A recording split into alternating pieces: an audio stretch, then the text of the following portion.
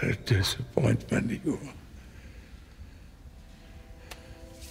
When I found you, you were pursuing a career as a cage fighter, a warm capper to a life as an assassin hooked on barbiturates. You were an animal, but we took you in. I gave you a family. They're gone now. Logan. Logan. What did you do? What did you do? Answer me! Why are we here? No one should live like this, drugged in a fucking tank. For your own good. No, it's not. You're waiting for me to die. Patrick, your role, you've become, of course, very well known for your many, many roles, but Charles Xavier is one which has really become iconic. What was it like for you for this film, which is, hope I'm not spoiling anything for anyone, this is the end? This was the culmination of 16 years of living with this character and working on these movies and absorbing who Charles Xavier was. And then along comes James here and says, okay, we're going to do another one, but we're going to turn you upside down. Those weren't your words, because you would use far cleverer words than those. But not too different. You know, for an actor, it's just, you know, jam on your bread to have a role which is the same man underneath, but dramatically transformed by illness, by fear, by loneliness, by desperation, and by a horrible black humor that he possesses. Why did you decide that this was the way you thought these characters should end?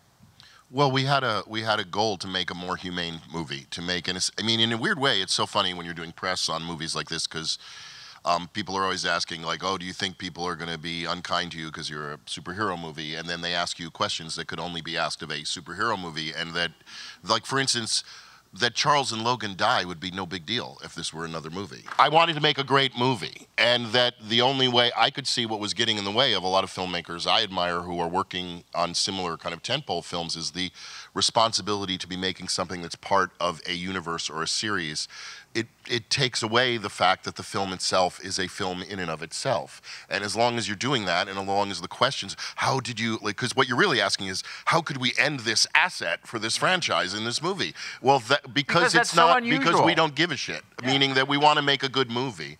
And at the point when you're thinking about Happy Meals and action figures, you're not thinking about the movie and that and selling them in the future. So that for us, that was for Hugh and for Patrick and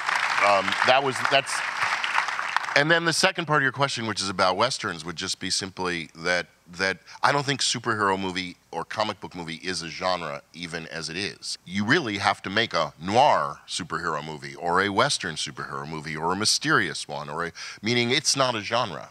It's just a marketing label. But a genre is a Western, a horror film, a thriller, a romance, a romantic comedy, a farce. These are genres. So I think anytime you're going to make one of these movies, you have to figure out what genre you're making, because you don't have one. Just the fact you have a man in tights doesn't give you a genre. You know, that's. And there were no men in tights in this. No.